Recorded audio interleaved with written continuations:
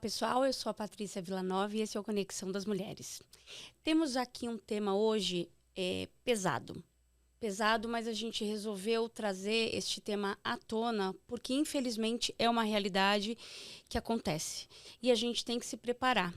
Quer dizer, não se preparar para acontecer, mas a gente tem que ter experiências na nossa vida, escutar experiências, conhecer pessoas que tiveram esse tipo de experiência para acalmar o nosso coração, né, dessas fatalidades que acontecem e entender o lado dessas mães.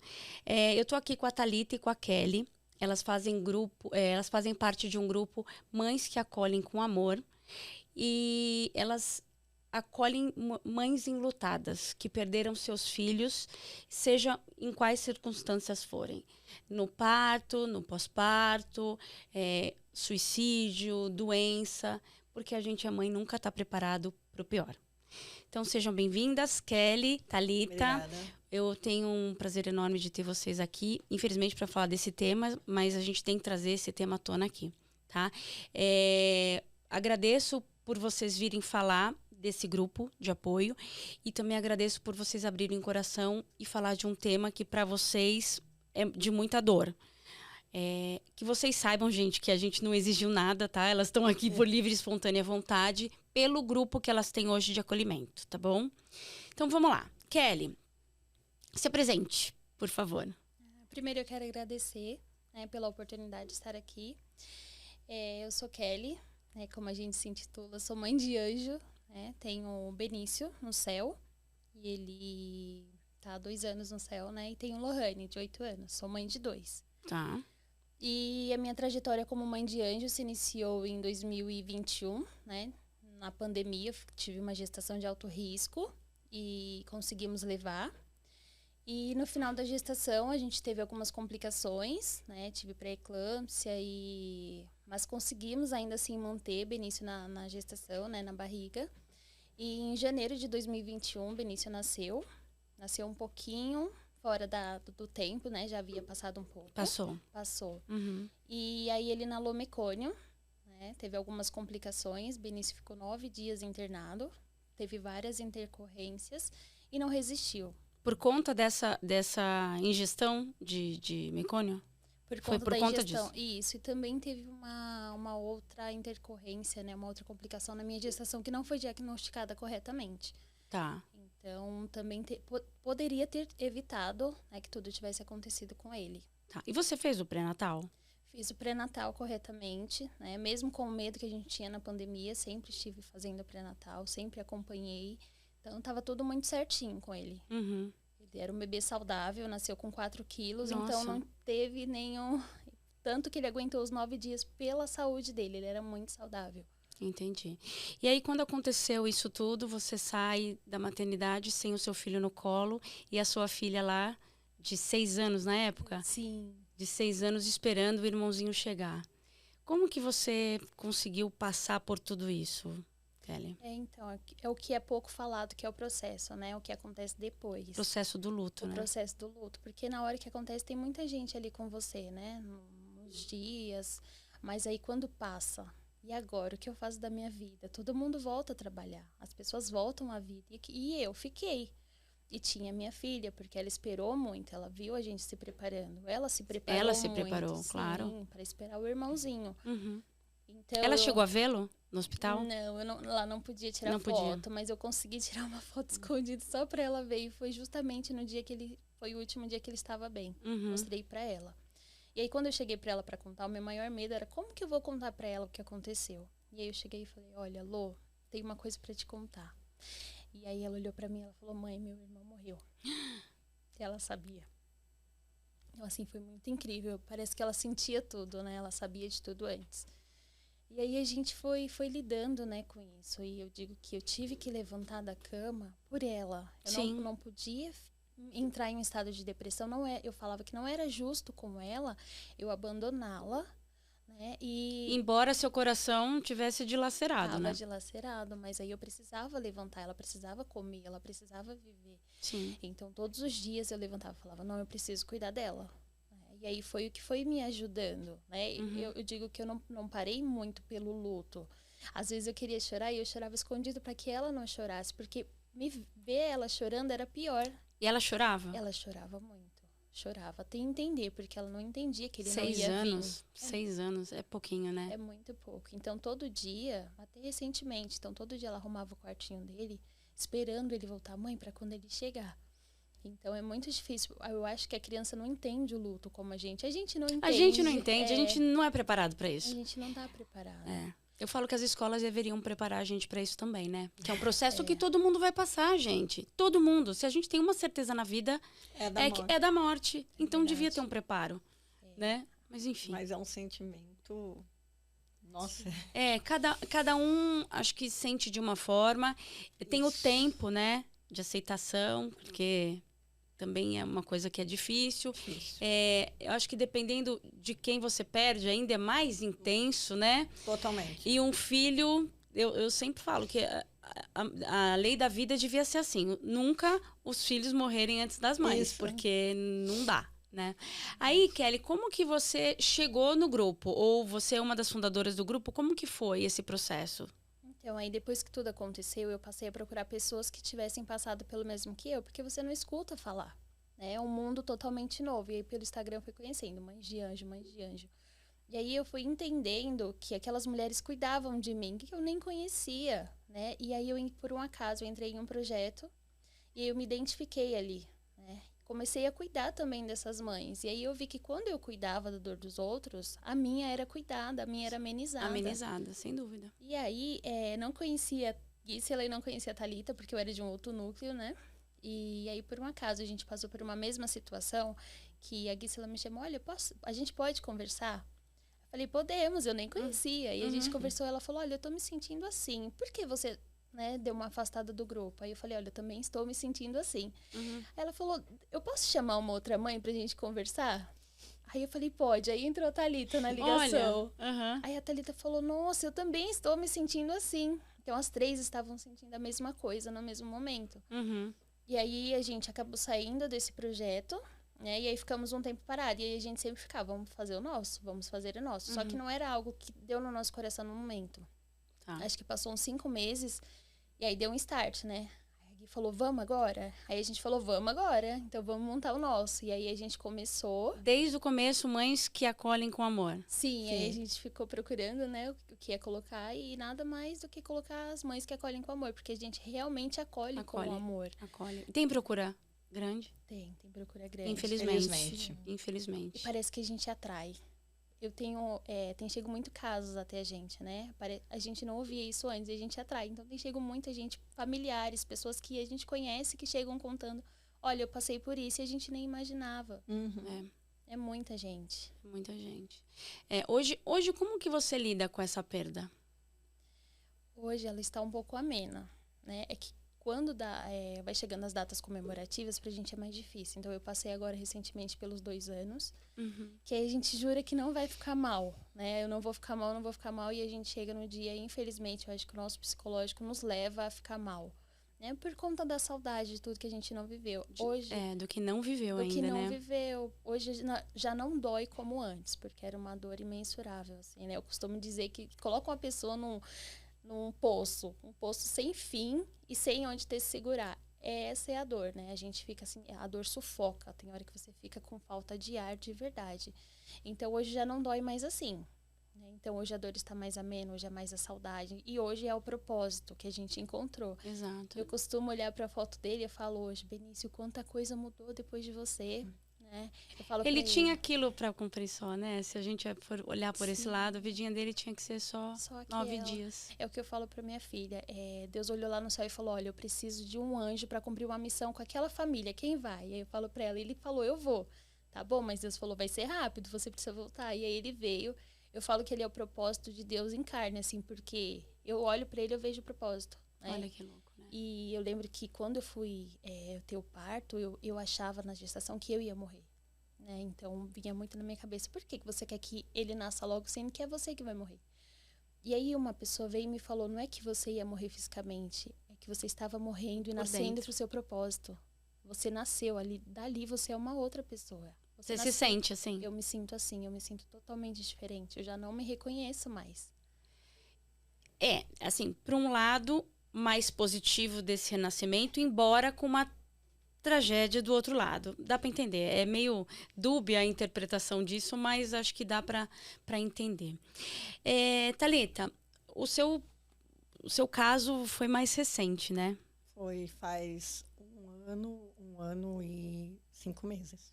Você ainda se pergunta os porquês? Às vezes sim. Às vezes sim. Não tem como. Por mais que eu fale para as mãezinhas, olha, não foi culpa de vocês, né? Porque quando a gente lidar com suicídio é muito complicado, porque esses porquês é difícil, se conformar é difícil, aceitar muito menos, porque eu sou mãe, eu vou falar, não vou aceitar o que você fez, sabe? Então tem hora que... Por que você fez Por isso? que você fez isso? A culpa foi minha. A culpa foi minha, a culpa foi... A mãe já... Quando nasce uma mãe, nasce uma culpa, né? É. Que fica aqui na nossa sombra o tempo inteiro. Sim. Numa situação fatal dessa, eu acho que isso se potencializa muito. Totalmente. A sua filha tinha 14 anos? Tinha 14 anos. A Beatriz já tinha 14 anos. Ela estava bem. Foi um surto. Ela surtou. Ela foi uma apaixonite. É o que anda ocorrendo muito, muito com a cidade. Que eu lembro que eu falava para as pessoas, mas você não vai deixar sua filha namorar? Eu falei, não, ela está na idade de estudar. Eu quero a minha filha estudando, tirando nota. Criança não tem idade para namorar. Nem nós sabemos lidar com esse sentimento, quanto mais uma criança. Aí eu ia... Ela já estava na adolescência ali, Sim. né? Que já é uma fase muito complicada. Isso, e ela tinha 14 anos, mas a cabecinha de 10 anos. A minha filha, ela... Muito, muito imatura. Muito. Ela só andava com criança de 8 aninhos. A Bia era bicho e criança. Bicho e criança. Então, ela era totalmente... Ela não sabia se ela era para ela ser uma adulta. Ela não queria nem a parte da adolescência. Ela não sabia se ela era adulta ou se ela era criança. Uma bagunça na mente dela. E realmente, eu ia marcar até psicólogo. Falaram, marca. Falei, tá, vou tentar. Mas ela ia começar a trabalhar com a minha irmã. No dia, ela estava toda feliz. Ela saiu comigo. Tanto que é muito difícil. Eu falei pra Gui, se ela acordar sexta-feira, se acordar cedo, porque foi numa sexta-feira, eu acordei cedo com ela, eu saí com ela para levar ela no médico, né? Dei dinheiro para ela comprar. Mãe, deixa eu comprar bala. Eu falei, tá bom, vai lá comprar bala. E chegou a noite, ela cometeu esse ato. Eu não sabia o porquê. Eu falei, mas hoje ela tá tão bem, tava com planos, né? Ela tava com planos e... Então, bateu muita dúvida até a hora que eu entrei no Facebook do menino. E viu. E viu o que possivelmente ela viu ali e surtou. Eu estava em casa no momento, estava eu em casa, estava meu irmão em casa, meu namorado estava em casa. Eu fui fazer, foi o tempo de eu temperar uma comida, foi segundos. Falei, uma menina que tem medo de altura, por exemplo, a morre de medo de altura. Não tem outra explicação a não ser um surto, né? Não. Não foi nada planejado. Não. Porque eu acho que existem situações que a pessoa se planejam uma situação dessa. Muitas. Acho que ela fez muito no calor da emoção ali. Tanto que ninguém acredita. Fala, nossa, mas ela era vida. Ela era aquele tipo da pessoa que, tipo assim, ela iria te conhecer, você já ia virar a melhor amiga dela. Ela já estaria pulando no seu colo, já estaria te abraçando. Ela era virada no girar, eu falo. Então, assim, quando ela fez isso, bateu uma dúvida em todo mundo que conhecia ela. Como assim? A Bia? Eu nunca imaginava, né? Porque nós estamos acostumados com o pré-adolescente, aborrecente. Antigamente, você chamava de aborrecente. Hoje, são depressivos. Não tem mais aborrecente. São depressivos e tem que ser levado a sério. E não é só os adolescentes, é crianças de 8 anos tentando, de 6 anos tentando. Eu conheci um menininho de 9 anos. Só que se nós formos falar para essas mães, nós formos falar para esses pais, eles não querem ouvir. Fala, criança não é frescura. Eu falo, gente, as crianças às vezes estão... Porque a minha filha foi a primeira que eu tive contato, que cometeu o ato. Mas depois você conheceu muita gente, né? Muita. Aí você chegou nesse grupo também como? Nas redes sociais também, procurando ajuda? Nas redes sociais. Porque eu entrei num grupo de mães, né? Que é um grupo do Face, né? Que é de mães lá. Eu fiquei louca, saí procurando o que aconteceu. E lá eu vi um texto. A minha filha, Beatriz, 14 anos. Mesmo o nome da sua história. Parecia que Minha alguém estava história. contando a sua história. Isso. Aí eu olhei e falei, peraí, eu não escrevi isso. E a minha cabeça ainda estava, né? Fazia um mês que a minha filha tinha ido. Eu olhei assim, igualzinho. Era a Gisela. Era a Gisela. Era a Gisela. Eu peguei e chamei ela para conversar. Eu falei, a mesma história que a minha. Como é que faço? Como é que eu faço? Então, ela foi me orientando, que eu falo para ela, você é minha mentora. Porque quem foi me orientando foi ela, né? Porque a sua cabeça, ela vira do avesso. Você começa a ter depressão, sem saber, porque eu nunca tive depressão, nunca tive síndrome do pânico, nunca tive ansiedade. Então, eu comecei a ter. Vem tudo do mesmo... Vem tudo. Da mesma hora. O pânico eu tive, eu até achava que era o ataque cardíaco que eu estava tendo, o coração acelerava. Eu fui ao médico e era síndrome do pânico. Aí eu falei, não, eu vou ter que bater de frente com isso. Dormi no meu quarto, bati de frente com isso. E a Gisela, aos poucos, foi... Te ajudando. Me ajudando. Foi onde ela me chamou para pro primeiro projeto. Né? Ela me chamou para esse primeiro projeto. E eu também comecei... Foi automático. Eu comecei a ver a dor das outras mães e ajudar. Foi algo muito automático. Aí eu gosto de escrever, eu escrevia textos. E não é só, o grupo não é só para mães, no caso de suicídio, são mães enlutadas de qualquer perder o filho por uma doença, no pós-parto, durante a gestação, Sim. Qualquer situação que seja, vocês acolhem ali. Sim. Porque a situação é a mesma, né? Nós temos o do homicídio também. Feminicídio. De homicídio, feminicídio. Esse é o grupo que eu tô mais responsável por ele e é um grupo muito, muito pesado. Imagina. Muito pesado. Hoje você já se considera uma pessoa que está psicologicamente preparada para ouvir tudo isso? Tô. Tá. Tô. A sua experiência te fortaleceu, né? Muito. Muito, muito, muito. No começo eu ainda tinha... Né, você ficava meio... Em especial ouvindo pessoas ou mães depressivas era difícil. Era difícil. Porque no outro grupo tinha um núcleo só de pessoas que estavam depressivas, né, no outro grupo. E era mais difícil por quê? Porque elas estavam pensando em tirar a vida. E eu só queria meu filho de volta e elas tinham filho. Então, era uma... Nossa, imagina. Era uma fase difícil. Hoje, não.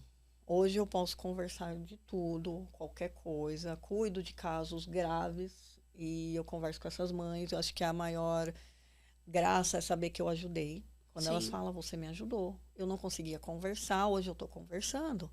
Nossa, eu fico muito feliz. Uma pergunta. Você pensou em cometer o mesmo ato que sua filha? Sim. Porque era sua última era a sua única filha. Minha única filha. Eu não tinha nada. Se falar, nossa, hoje você tem medo. Não, não tenho medo de nada. Eu sempre fui uma pessoa muito resolvida com o outro lado.